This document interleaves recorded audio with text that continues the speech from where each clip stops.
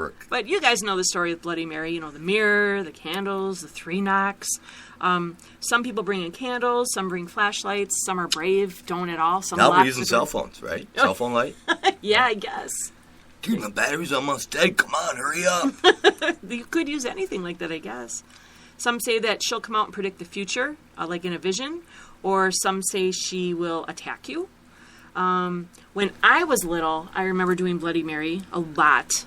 And nothing ever happened when I did it. But the thing was that one time we were at the Sears department store at the mall. Okay.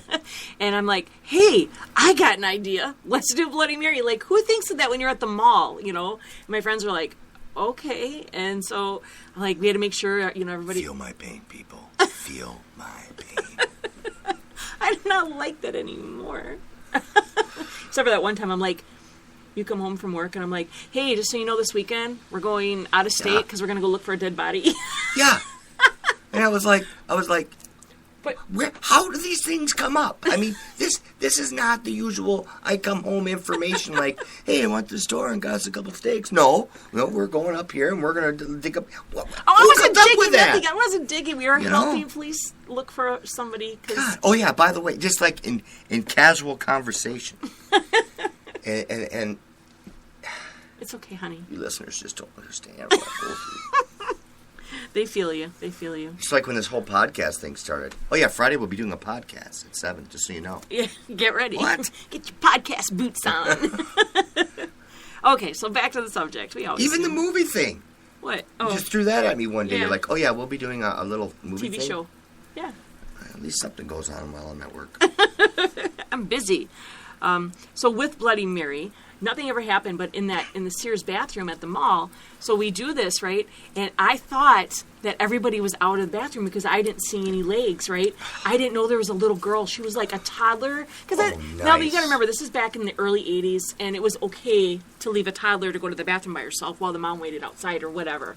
So I didn't know. So we shut off the lights. We locked the door. Oh, nice. So no one could come in. So we do Bloody Mary. And, of course, we freak ourselves out. We all start screaming. Here this little girl runs out, and she's got her underwear on her ankles. She's screaming, ah! Oh, I felt so bad, but she couldn't get out because the door was locked, but the lights were off because we turned the light off. It was horrible. So I never knew this. Yeah, so we ran out of the mall. We never even went to the mall. We just ran out because the bathrooms were by All right, Blackfeather, you hearing this? So this week, it's not me ripping on Heidi.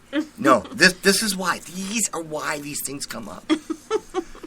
I have a very fun checkered past. Oh, yeah, great. Some little toddler running around right now. I felt in a really rubber bad. room. I feel bad now. Back then, we were just worried about getting in trouble, which we never did because we just took off. But so that's my Bloody Mary story. So nothing really ever happened spiritually, but something almost happened legally.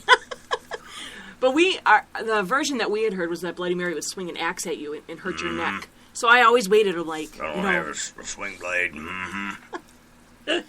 Yeah. There ain't no reason to hurt that one. Mm-hmm.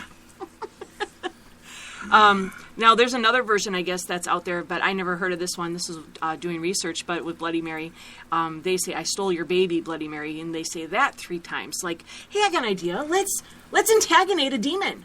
Hey, okay, that'd be idea. Good times. Yeah. It's all fun at first. So, no one really knows where the whole origins of Bloody Mary. There's a couple theories, and one sort of ties into the whole baby thing. But one is Mary, I think it's Tudor.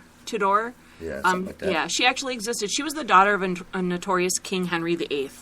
And he was very famous, if anybody knows, for marrying and then killing his wife. And that song, too. Yeah, Henry VIII, I am. Yeah. And that was in the movie Ghost. See? What? This all ties in, man. It just ties in. This world is so small. We're dialed in, right? I'm telling you. But, so, he was famous for marrying women, getting bored with them, and killing them. You know, that's something that happens. SpongeBob. In this day and age, he'd probably get away with it because many do. So anyways, she was the daughter of his first wife, Mary was. She saw a lot of death over the years because he killed a lot of women. And he killed a lot of people in general around him, too. So, Mary became... Yeah, I know. I'm, like, reading your notes. I'm like, Mary became the Queen of England when she was 37. So you would think, what kind of queen was she? Well, she burned people at the stake because they refused to follow That is wrong. You don't burn steaks. No. I mean, these things are expensive. They taste good. You don't want to burn steak. I mean, some people like things well done. And, I myself am more of a medium rare type guy. But burning steaks, this is wrong. This is sin. She burned people at the stake. They weren't burning steaks. They weren't having a cookout. Oh, sorry. It's like a misread. My bad. It must be the NyQuil going to my head, man. I've had a little cold this week. And had to do a little NyQuil, man. That's right. I freebased the NyQuil. But I'll be all right, man. But the podcast is sounding pretty good to you right now. Yeah, it is. Right. So she burned people at the stake, because they didn't follow the same religion as her, which, That's a good reason. Yeah. Hey, I got an idea. Hey, you don't believe like I do? Burning at the stake? That's what you do. So obviously people hated her. They hated her father. They hated her. It led to riots, and it was known to be that they was chanting Bloody Mary because she spilled so much blood as well as her father. You know what you need to do? What? You're just going to have to slap me. Oh. Because we got people, I think, where are they? In Arizona? I think so. Or California. And I think it's Arizona. I don't know. They've come up with a drinking game that they drink every time. But I don't want them to drink. Well, I know, but they're going to anyways. And it's not that I'm contributing, but I also don't want to be the one that... You're an enabler, Scott. I am? You want me to hit you? You will take on physical violence so someone can have a swig of beer? Really? Well, Shame on you.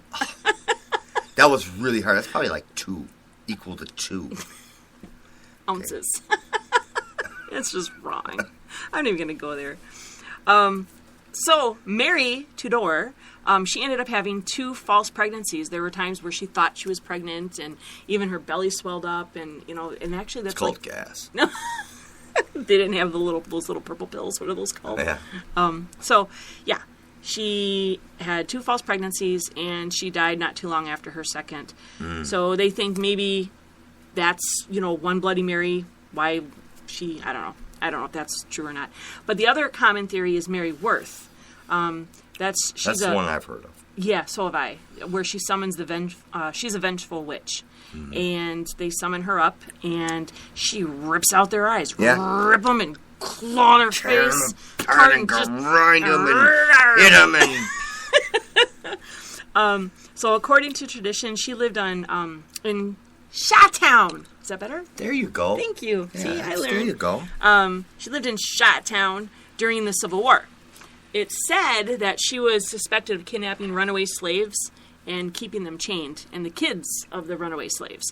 But it wasn't proven. Very nice. Yeah, because that's what people do. Yeah. But so there's many stories where she was buried, people owning her property, houses burning down, graves being stolen. So this has just been stretched out. But the point is too with Bloody Mary is when you do something like that and you are putting attention into calling out a spirit, absolutely. I mean, it doesn't have to be a true story. It doesn't have to be anything. If you are looking for something, 9 times out of 10, there will be somebody there waiting for you. Yeah.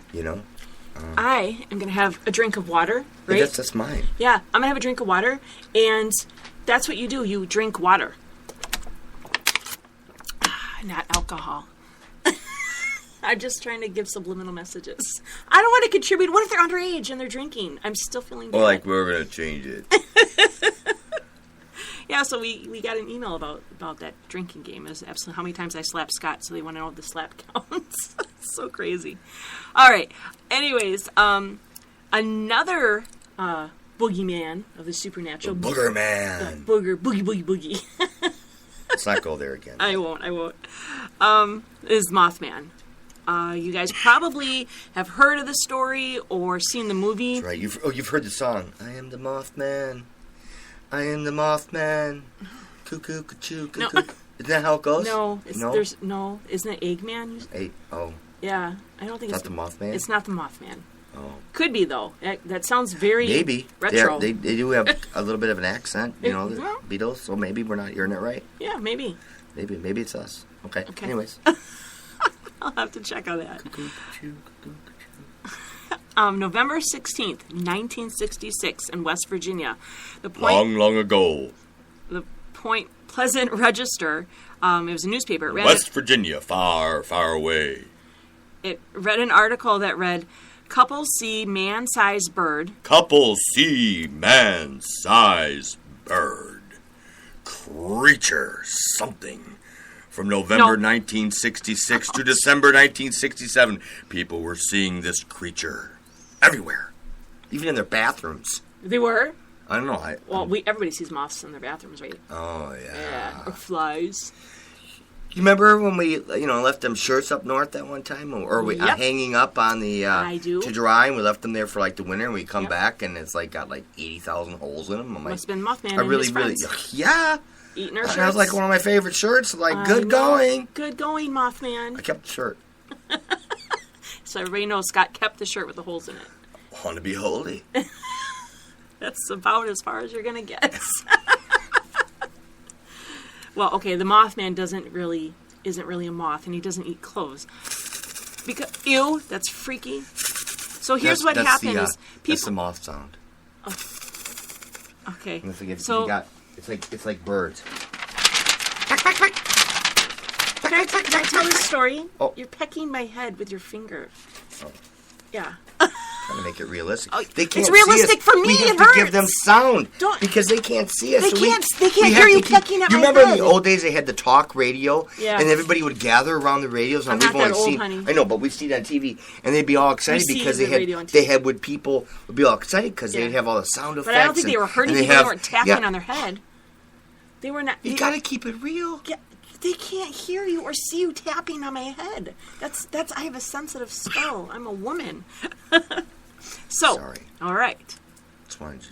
From November, like Scott said, 1966 to December 1967, so for a year, people were seeing this thing. But not just seeing the Mothman, but they were seeing bizarre supernatural activity.